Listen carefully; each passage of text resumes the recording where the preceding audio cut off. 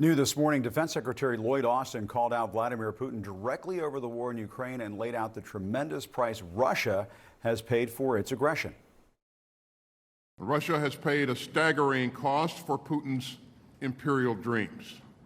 At least 315,000 Russian troops have been killed or wounded since Putin's all-out invasion in February of 2022. Russia has squandered up to $211 billion to equip, deploy, maintain, and sustain its imperial aggression against Ukraine. Secretary Austin's comments come just days after Putin solidified his autocratic grip on power in Moscow following what the West described as a sham election. Ann Applebaum joins us now. She's a historian and staff writer for The Atlantic, as well as a senior fellow at the Johns Hopkins School of International Studies. Ann, great to see you as always. Really appreciate it. What do you make of Secretary Austin's comments about this price that Russia has paid? Does that even resonate inside of Russia? Do they even hear that message? Do they know the price they've paid? Yes, I think people do know the price. I mean, they may not know the exact numbers. Of course, Russia conceals the number of casualties from its own people.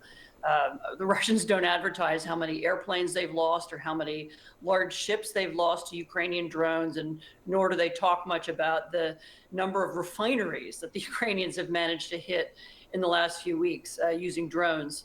But people, of course, feel those effects. They may not be able to articulate it. They may be forbidden to speak about it. You can be arrested in Russia for criticizing the war if somebody overhears you, even in a restaurant. That happened a few months ago to a couple in central Russia. So they feel it. They know things are wrong. And of course, the point of Putin's election campaign, the reason why he ran this sham election with no opponents and with no campaign, was to, bring home or to force Russians to accept him, even though he knows he's illegitimate and he knows his war is going badly.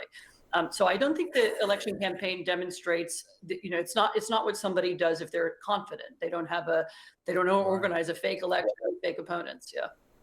Absolutely. And let's talk about funding for Ukraine, because obviously, part of the point, I think, of Secretary Austin's comments is to say, despite what you see going on in Moscow and Putin solidifying his power there, the Russians are still not doing well in Ukraine, not well enough, obviously, to sweep into power in Kyiv and so on.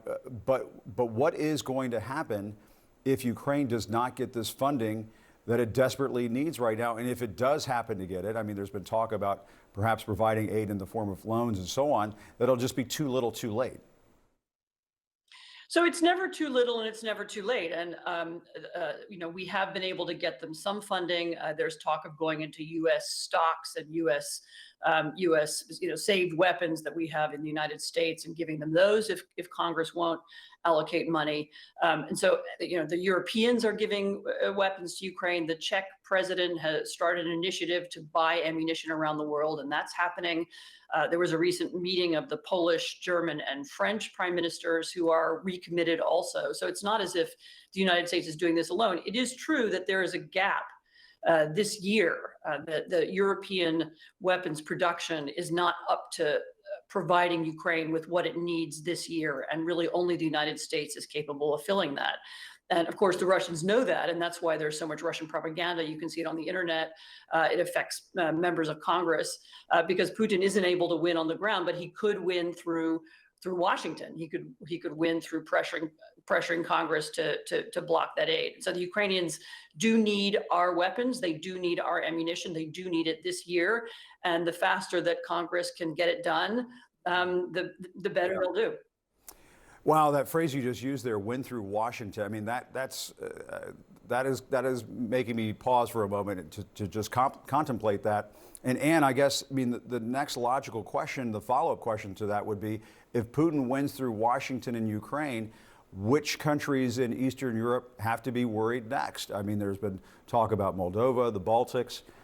There are serious consequences here if he can outlast the Americans and the West and get what he wants in Ukraine.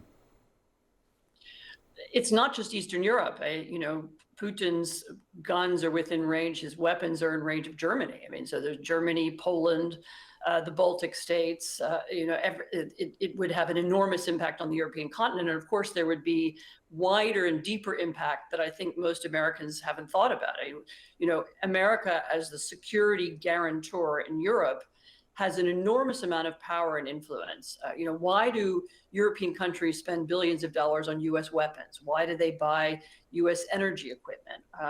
Why does the U.S. get priority in trade negotiations? All of those things are connected to the NATO guarantee in subtle ways and sometimes in open ways. And the United States would really be the loser if we're unable to keep our word and continue to aid Ukraine, and if the loss of Ukraine means that the rest of Europe is threatened. All right, Anne Applebaum, as always, we really appreciate those insights, and thanks so much for joining us this morning. Really appreciate it.